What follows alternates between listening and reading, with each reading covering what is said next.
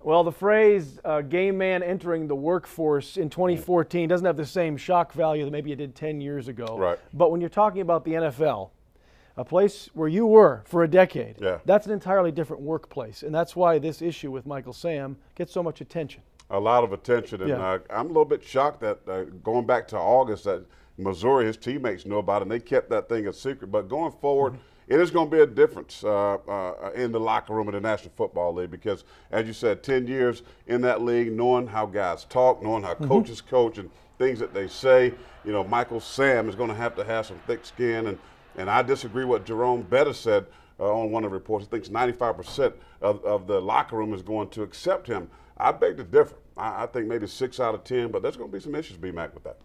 The one thing we've heard, a common theme from a lot of people are, if the guy can play football and if he can help us win games, all's good. Well, that's the way it should be, right? I mean, you know, and at the end of the day, if he can play and if he gets sacks, you know, 12 sacks in the National Football League, guys going to celebrate with him. But the problem is when you're talking about in the locker room and in the shower, and I know back when I was with the New York Giants, we had this big community shower, and when you know that a guy, that's his sexual orientation, guys going in the back of their head might think, you know, different little things. Sure. And I think the media circus that comes with drafting Sam, I mean, you know, what is that going to be like? Can that locker room handle it? Can the coaching staff handle that? So, you know, that's where we are with this thing. But, yeah, it's one of them weird situations, man. I kind of put myself in that situation. How would I handle it? I could accept him as a friend, as a teammate.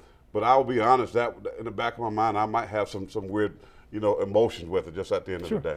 As we get close to the draft, he's not a first rounder. No, that's not going to happen. But he's a solid second, third round guy. High motor, very athletic, led the SEC in sacks and was a co-defensive player of the year.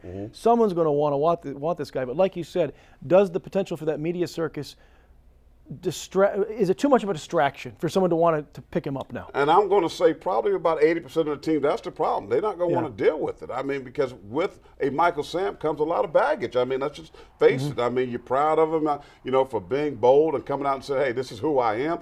But at the end of the day, what team, what coach, what locker room is going to say, you know, I don't want to deal with this stuff. Training camp's going to be a nightmare. If he makes a team, regular season's going to be a nightmare, Brian. And there's not going to be a lot of teams that want to deal with that at the end of the day. But the NFL, their name is signed off now. You're on the clock, so to speak. You know, how are you going to handle this situation? And they're going to try to make a good name for themselves at the end of the day. You know, there's plenty of cameras already at NFL training camp and the draft, and this is only going to bring that many more. Absolutely. So we'll see how it all plays out. Thank you, Corey Miller. Thank you.